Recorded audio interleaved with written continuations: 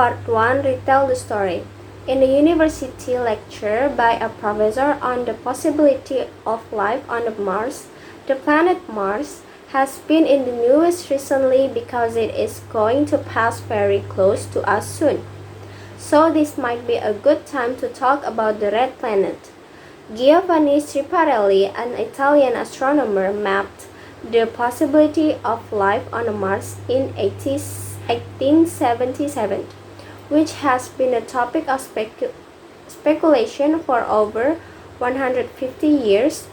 His realistic map included a system of canals across its surface, which later evolved into a complex planet-wide irrigation system. This idea persisted until the beginning of the space age, when Mars was still thought to have a polar ice caps and a reasonable atmosphere. It also showed seasonal color change that some thought could be some kind of primitive plant life blooming. NASA Mariner missions in the 1960s revealed a cratered moon like Mars with atmosphere with almost pure CO2, polar caps, and a density 100 of Earth. The planet had giant volcanoes, a fast cannon maze, and evidence of a past flowing water. Living organisms on Mars could still be ruled out. Proving something exists is easier than proving it doesn't, so scientists continue to explore Martian rocks. The Viking mission in the 1976 involved 3 biological experiments labeled release, protein release, and gas exchange. This experiment tests the presence of carbon-14 in the Martian soil samples. None of them were successful in detecting life forms. Most scientists now believe these experiments were flawed, as they were purely chemical processes. However, evidence suggests Mars once had more water, and scientists are considering the possibility of life on Mars in a condition worsened. Part 2. In a university lecture by a drama professor.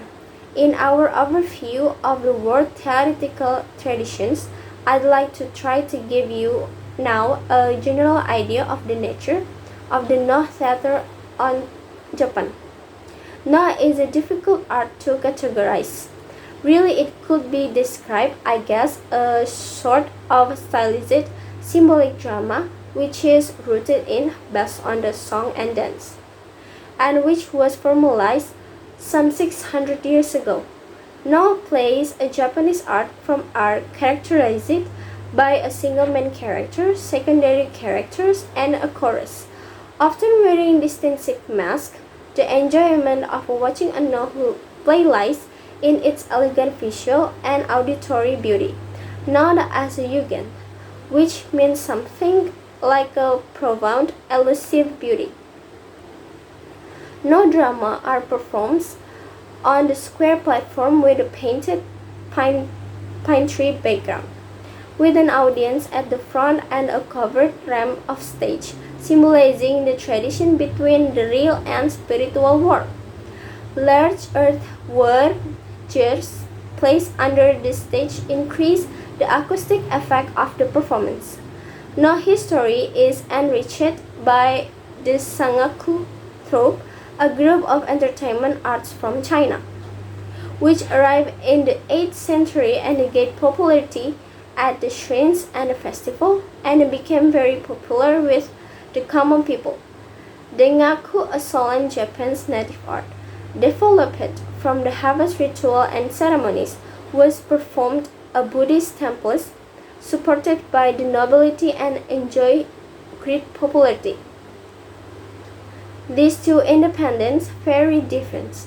Kan-ami and Zi-ami, Japanese theatrical genres, combine elements of Sangaku and Dengaku to create Nogaku in the 14th century. They were directors, actors, playwrights, and theoreticians. They create Nogaku, a refined, elegant new theoretical art in much the same form as we see it today. There are now a repertoire of about 200 no plays, and there are two basic kinds, Ginzai no, realistic no, and Muga no, fantasy no. In the realistic no, the main character is a real person and the acting occurs in real time. The usual theme is a depicting of the main character's inner feelings in a dramatic situation. In the Mugen no, a fantasy no features supernatural characters from classical literature such as a Lady Aoi from the Tale of Genji. Her story comes from the 11th century novel. In it, the ghost of Lady Roijuko, the rejected lover of Prince Genji, possesses his wife, Lady Aoi. A Buddhist exorcist drives the ghost out in the shape of a horned demon, and they fight a battle for power. The show features a stylised blend of dance, song, poetry, and persuasion, with the four-piece orchestra providing percussion. The main actor energy is expanded in elongating spoken words in a complex, structured chants, causing the audience to feel intense emotion even while standing still. Part 3. In a university lecture by a professor in the College of Fine Arts, visual perspective, or perspective in art, is the way that artists represent three-dimensional objects on the two dimensions of their canvas. There are two basic sorts of visual perspective: aerial perspective and linear perspective. Aerial perspective and aerial just mean air or atmospheric. Aerial perspective involves how the atmosphere affects our perception of distant objects such as a mountain. In the distance appear to be a different color, which make it seem hazier, less distinct than closer objects. Realistic artists reproduce this effect, while impressionists create their own. Example of this can be seen in the Turner landscape and the cityscape. The other perspective, the linear perspective, is the way that things seems to get smaller the farther away they get. A classic example of this is the way we perceive railroad tracks or aligned telephone poles running away from us. They seem to get smaller and smaller as they recede until they vanish at a point on the horizon, and this point is appropriately called the vanishing point. This effect happens whenever there are parallel lines, like are the two train tracks or the tops and the bottom of the telephone poles. Now, the two train tracks or the tops and bottom of the telephone poles. Now, an object or a scene may have more one vanishing point. A cube with one face perpendicular to us has a single vanishing point on the horizon, while a cube with one vertical edge facing us has two vanishing points on the horizon. When a viewed above or below, the cube has three vanishing points, one to the right, one to the left, and a third behind it. Visualize a corner building's vanishing points by looking on one street, down the cross street, and up along the corner, revealing the right hand, left hand, and third vanishing points. This kind of perspective are easy to see if we view geometrical shapes or man-made structures. But, of course, natural scenes don't have any set on parallel lines, so they have no vanishing points. But that doesn't mean that they don't exhibit perspective. Early Western art lacked understanding of optic laws. leading to inaccurate representation of distant people. From Egyptian pyramids to medieval Christian church, people were drawn large or lower, and the vanishing point concept was not fully understood.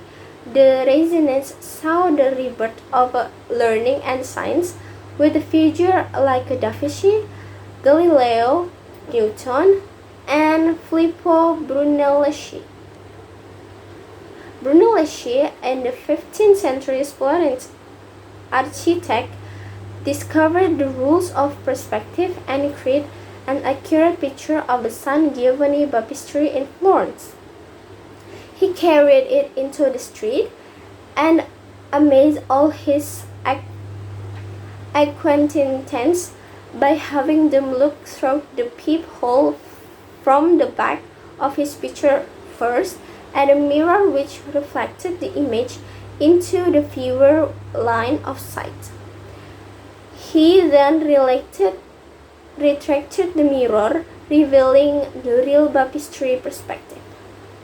Other Italian artists, Brunelleschi's linear perspective techniques were adopted by Italian artists like Donatello, while effective aerial perspective was developed by Flemish and Dutch masters, exemplified by Jan van Eyck, the Phrygian of Chancellor Rollin.